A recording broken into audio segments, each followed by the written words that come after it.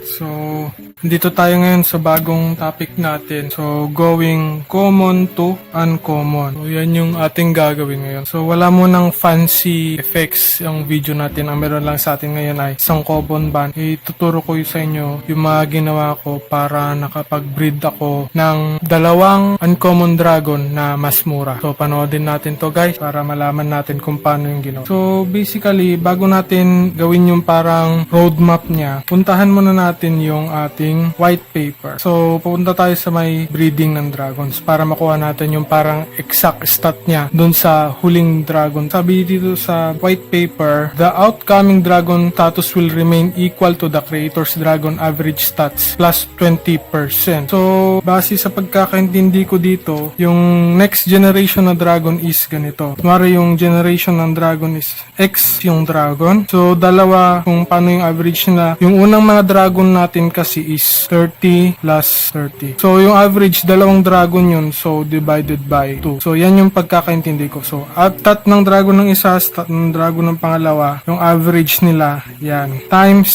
sa 20%. Times natin sa 20%. So, para ma-convert natin to into fraction, so, magiging stat ng next dragon natin is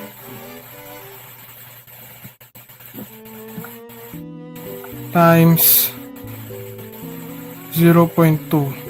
So, yung X dragon, yung madadagdag sa stat niya, kung kakalkulator natin to, ay 6. So, itong 6 na to, base dun sa white dragon, yung outcome ng bagong dragon is equal siya sa equal siya dito, plus yung dating status ng kanyang magulang. So, yung X next generation is 36 stats. So, maniwanag ba? So, disregard muna natin yung tatlong klase nila, pero yung titignan lang natin muna dito is yung total overall stats ng isang dragon. Meron di ba yung parang to, tsaka to, tsaka to? Yung tatlong yan. Meron yan yung tatlong yan. I-disregard muna natin yung mga tatlong yun. Yung total lang muna nilang tatlo yung gagawin natin. Kaya nako natin is 30, 30, 30. So, maliwanag ba? So, yung next dragon na mabibreed natin sa unang dragon natin is 36. So, ganun din. So, ganun din sa next generation. Yung next dragon is, kunwari, ganyan. Yung magiging points lang yan is 36. Kunwari, dalawang 36 na dragon. Average nila, times lang natin sa 0.2. Yung next generation dragon, yan yung magiging stats niya, plus yung parent dragon nila. So, tignan natin sa calculator. 36 plus 36 divided by 2. So, magiging, so ako nag-calculator, 36 naman pala yung sagot. Times 0.2 times 0.2. So, yung next generation dragon is 7.2 plus 36. So, yung next generation na dragon stats niyan ay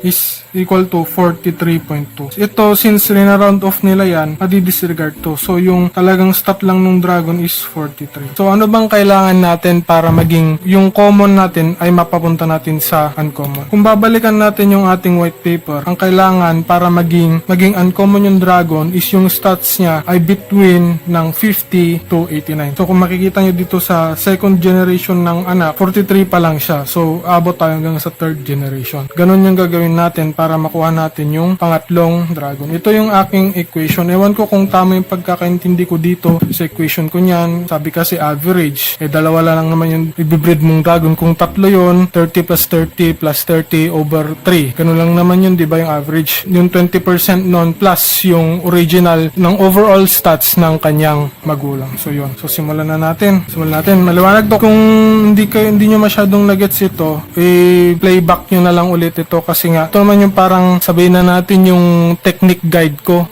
yung way ko ng pag-breed ng dragon. Kasi nga isipin nyo, parang sa basketball lang yan eh. Meron yung coach, di ba? May yung coach, may hawak siya yung parang mini board ng para sa basketball kung saan titira, saan yung mag-shoot, ano yung gagawin ng bawat player, ganun. Ganito rin lang yung ginawa ko. So, gawin na natin. So, since ganyan yung stats, mga kakalabasan ng stats, gawa na tayo ng chart ng pag-breed natin. So, alam natin lahat.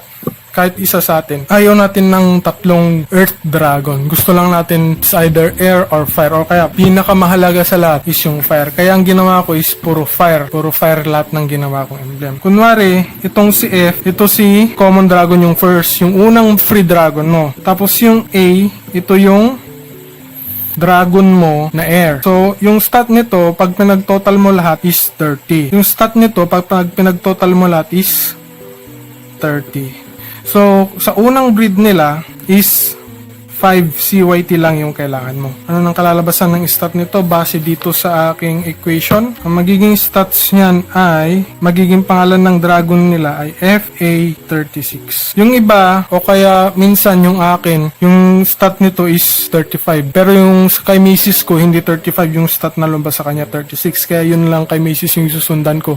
Kasi sa yung brinid ko muna. Pagkatapos niya, mag-invest din naman ako sa sarili kong dragon. So yan, 36. Kung 35 yan, okay lang din, wala namang problema yan. So, paano natin nakuha na 36 yung stats yan? So, base nga dun sa white paper kanina sa binanggit ko kasi ginawa ating equation, yan yung magiging stats niya. Yan yung unang dragon. Ito naman yung susunod na dragon. Since gusto lang natin, wag na natin isali si Earth, ayaw natin ng Earth. So, gagawin natin, i-breed ulit natin siya. So, sa next breed, kapag nakapag-breed na silang first, sa next breed nila is parang madodoble yung value ng breeding nila. Pamahal ng pamahal. Kunwari sa first breed, 5 lang. Sa second breed, 10 na. Sa third breed is 30. Nandun rin sa white paper nakalagay yun. So, yung next breed nila is magiging 10 CYT FA36. So, yan na. Ito na yung first generation ng anak. Yung mga may 36 dito na stats. So, anong gagawin natin next? Ipag-breed lang ulit natin sila. Pag pinag-breed natin sila, since unang breed lang nila and common dragon lang sila, 5 CYT pa rin yan ang kanyang presyo. Pero magiging pangalan nito is F2A2. Yan, ito na yung second gen na anak. I-breed ulit natin ito. Breed natin. Since second breed ulit pero common, magiging bayad ng CYT is 10 lang. So, magiging F2A2. Kalimutan natin yung kanyang status. Base dito, magiging 43 yung stats nila. So, huling breed na lang ito para maging isang uncommon dragon. Pero ang problema lang kasi sa uncommon dragon, yung presyo ng kanilang breeding is 7 CYT plus 5. Bakit 7 plus 5? Yung sa breeding, 7. Pero sa emblem, di ba sa emblem, una is spark. Sa 5 sparks equal sa free fuse, magiging emblem. So, yung emblem na yun, 5 ganun na naman, may bayad na siyang 5 CYT. So, yung next na emblem, yun yung gagamitin natin. Kumbaga nito, ito yung mga sparks. Magiging isang emblem lang siya. Yung itong generation nito, kailangan natin ng 5 ganito para tapos bayad ng 5 CYT para maging emblem para sa uncommon. So, kung kailangan natin ng emblem para sa uncommon breeding, 5, 10, 15, 20, 25. Kailangan natin ng 25 sparks para sa emblem ng uncommon. So, yun, yung 5 na yun, dito ko yun pupunta. Kaya magiging stats nito, kung babalikan natin, XXX is equal to, tignan na lang natin, kung susundan natin yung 43, so, 43 times 0.2, so, 43 times 0.2 XXX plus, so 8.6 plus 43, ang magiging kalabasan yan 8.6 plus 43 equals siya sa 51. So magiging next na stats niya ay 51. So yung 51, saan na siya pupunta? Sa common or uncommon? Pupunta na yung stats na 51 sa uncommon. So magiging F3A3.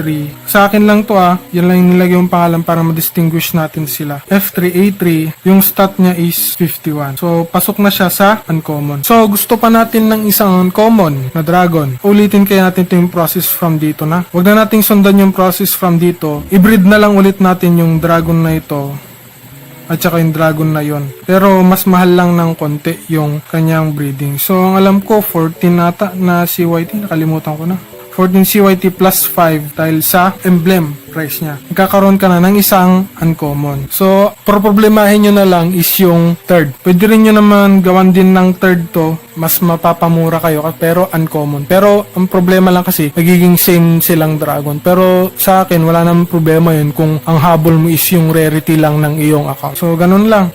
So, magkano naman yung gagastusin para sa isang uncommon lang? Para malaman nyo yan, ipag-add nyo lang to. Yan, yung nagamit yung CYT dyan. Ito yung aking guide na CYT. Yan. So, ang aking nagastos dito, 10, 20, 30, 37, 38, 39, 40, 41, 42. 42 lang para sa isang uncommon uncommon. Kung magdadagdag ka pa ng isang uncommon, 42 plus isang uncommon, 4 plus 19, yan lahat na magagastos mo sa dalawang uncommon. So, hindi ko alam kung nakatulong to mga paps, mga naglalaro ng Dragonary. Ito lang, share ko lang naman yung aking kaisipan sa aking kaalaman, sa aking plano sa pag-breed ng common to uncommon mula sa sinasabi dito sa may white paper ng Dragonary. Yun, yung kalalabasan niya. Tsaka, nakalagay din dito, yung uncommon dragon is between 50 and 89. Kung magiging 90 and up yung kanyang stats, magiging rare dragon na siya. So, itong ginawa ko dito, applicable din to, yung uncommon papuntang rare. Itong equation na to, yung sinabi dito, applicable din to. So, yun lamang guys. Please like, share, and subscribe dito sa aking channel for more info soon sa Dragonary. So, ako, small investor din ako sa Dragonary. Hindi ako katulad ng iba na malaki agad yung bigay. Kaya lahat tayo nagsisimula dito sa free common dragon. So, tulungan lang. So, yun lamang guys. Yun lang yung gustong i-share. Peace.